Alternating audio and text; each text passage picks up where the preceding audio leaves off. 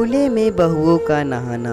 मोहन, अरे वो देख, गांव की भाभियां नहाने जा रही है। सोहन, अरे वाह, इतनी सुंदरता एक साथ।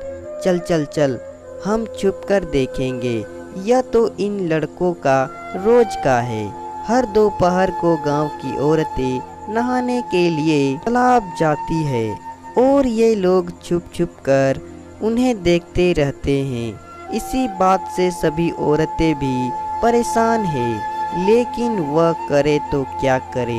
रितिका, सुमन की ननद, इन लड़कों का कुछ तो करना पड़ेगा।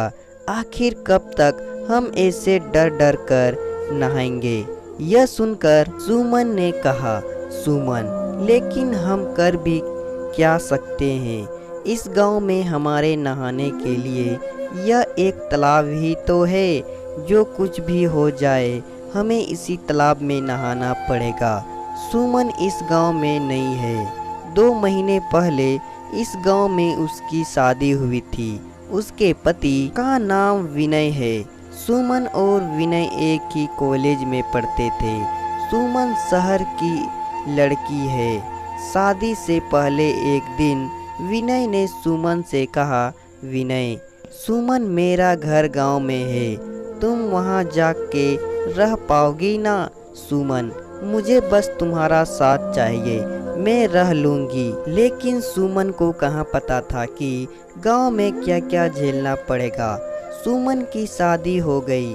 अगले ही दिन दोपहर को उसकी सास कोमल ने उससे कहा, कोमल, सुमन, तुम रितिका के साथ तालाब में जाओ और नहाकर आओ।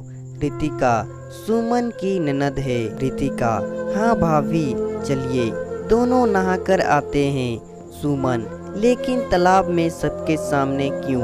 घर में बाथरूम तो है ना। कोमल, बाथरूम तो सिर्फ शौच करने के लिए है। नहाने के लिए गांव में बाथरूम थोड़े ही होते हैं। गांव में सभी तालाबों में हाथ पैर फैलाकर नहाते हैं। सुमन, लेकिन ऐसे सबके सामने नहाने की मेरी आदत नहीं है। माँ जी। रितिका, भाभी, अब गांव में शादी की है तो आदत तो डालनी पड़ेगी। सुमन ने और कुछ नहीं कहा। वह चुपचाप रितिका के साथ तालाब में चली गई। सुमन बचपन से बाथरूम में नहाती आई है, इसलिए आज उसे बहुत शर्म आ रही है। वह सुंदर है, इसलिए आसपास के लड़के लोग उसे छेड़ने लगते हैं। मोहन, अरे वह देख, हमारी नई भाभी कितनी सुंदर है। सोहन, सच में यार, बहुत ही ज्यादा सुंदर है और नहाने भी जा रही है। चल कर देखते हैं। सारे लड़के मिलकर सुमन को ताड़ने लगे और नहाते हुए सुमन ने यह देख लिया। उसे बहुत शर्म आई थी। रात को विनय घर आया तो सुमन ने उससे कहा, सुमन, सुनो, मुझे तालाब में खुले में नहाने में बहुत शर्म आती है। गांव के लड़के मुझे ताड़ते रहते हैं। विनय, अरे तुम चिंता मत करो, वे लड़के 1 से 2 दिन देखेंगे, उसके बाद वह भाग जाएंगे और तुम्हें भी तालाब में नहाने की आदत हो जाएगी। सुमन ने समझ लिया कि विनय को बोलकर कोई फायदा नहीं होगा। अगले दिन उसने रितिका से बात की। सुमन, अच्छा रितिका, सच सच बताओ, तुम्हें खुले में नहाने जाना अच्छा लगता है क्या?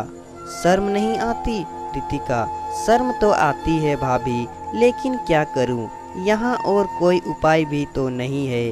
सुमन ने बाकी औरतों से भी बात की। सभी ने एक ही बात बोली। सुमन को समझ में आ गया कि इस प्रॉब्लम का उपाय निकालने के लिए गांव के आदमी लोग कुछ नहीं करेंगे।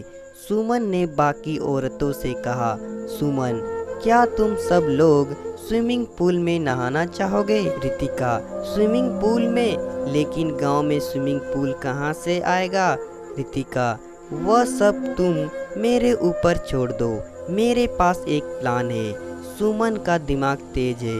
उसने झट से एक प्लान बना लिया। उसके ससुराल में घर के पीछे एक जमीन पड़ी हुई थी। सुमन ने उसके चारों ओर ऊंची दीवार खड़ी कर दी। उसके बाद पैसे देकर बहुत सारे बांस खरीदने लगी। विनय, सुमन तुम यह सब क्या कर रही हो? सुमन, तुम तो कुछ करोगे नहीं, इसलिए मुझे ही करना पड़ रहा है। रितिका, भाभी ठीक ही तो कह रही है भैया, हम जैसी गांव की औरतों को शर्मिंदगी से बचा रही है। कोमल, नहाने में ऐसी क्या शर्मिंदगी, मैं तो कब से तालाब में ही नहाती आ रही हूँ। शहरी लड़कियों के तो बात बात पर नखरे हैं। सुमन ने इस सब बातों पर ध्यान नहीं दिया। अगले ही दिन बहुत सारे बांस आ गए और उसी से सुमन ने स्विमिंग पूल बनाना शुरू किया। गांव की बाकी औरतों ने भी सुमन का साथ दिया और कुछ ही दिनों में स्विमिंग पूल बनाकर तैयार हो गया। कविता, अरे वाह सुमन, तुम तो कमाल की हो, जुगाड़ से स्विमिंग पूल बना डाला।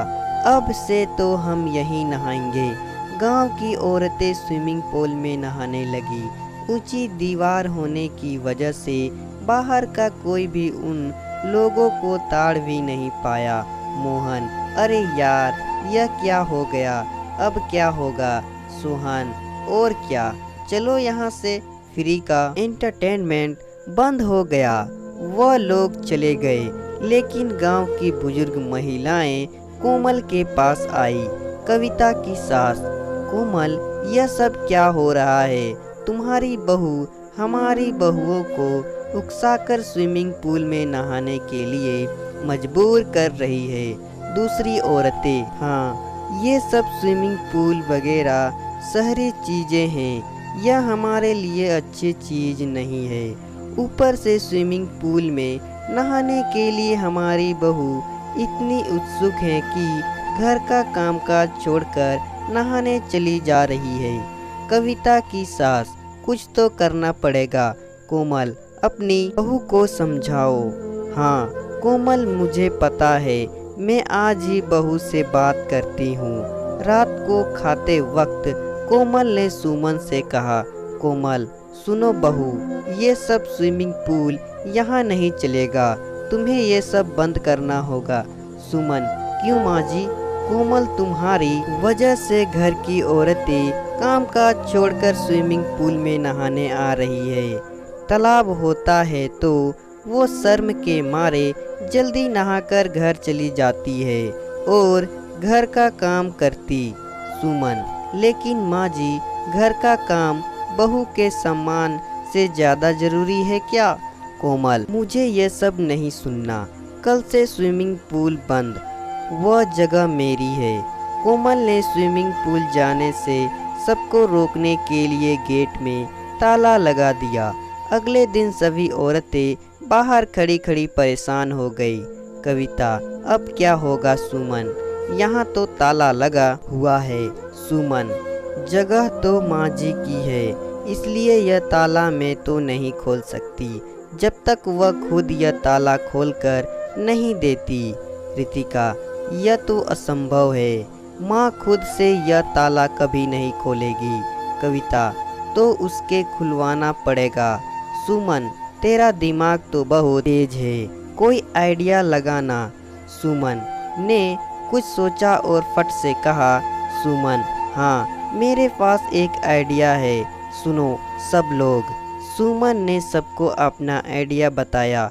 कविता, वाह क्या आइडिया है, चलो सब लोग प्लान के हिसाब से काम पर लगते हैं। सब लोग जाकर तालाब के पास वाली झाड़ियों में छुपकर बैठ गई। कुछ देर बाद कोमल और बाकी बुजुर्ग महिलाएं नहाने के लिए आई। वो सब अपने कपड़े खोलकर तालाब में उतर गई और कपड़ों को ऊपर रख दिया। वह लोग नहाने लगे और मौके का फायदा उठाकर सुमन, रितिका और बाकी औरतें चुपके से उनके कपड़े लेकर चली गई। नहाने के बाद उन लोगों को कपड़ा नहीं मिला तो वह परेशान हो गई। कोमल, अरे मेरा कपड़ा कहाँ है? कविता की सास, मेरा भी तो कपड़ा नहीं है। हे भगवान, अब क्या होगा? कोमल, मुझे लगता है किसी ने हमारे कपड़े चुरा लिए, अब हम कैसे जाएंगे। वह लोग वहीं पर रोने लग गए। तभी तालाब के पास झाड़ियों से एक मगरमच्छ की तरह दिखने वाला खूंखार जानवर तालाब में उतर गया और उन लोगों की ओर बढ़ने लगा। वो लोग डर गए। कविता की सास, वह क्या है, भागो भागो। सब कम कपड़ों में ही तालाब से निकलकर भागने लगे। गांव के सब लोग यह देखने लगे। सब लोग दौड़ते हुए स्विमिंग पूल के पास पहुंच गए। कोमल रोते हुए, लगता है बहू ही सही थी, यहाँ कोई भी हमारे सम्मान के साथ खेल सकता है और ऐसे खूंखार जानवर भी हमला कर सकते हैं, लेकिन चार दीवारी के अंदर स्विमिंग पूल में कोई खतरा नहीं होगा। तभी वहाँ सुमन और बाकी औरतें चली आई। सुमन, मैं तो यही समझाना चाहती थी। अच्छी बात है कि आप लोग ये समझ गए।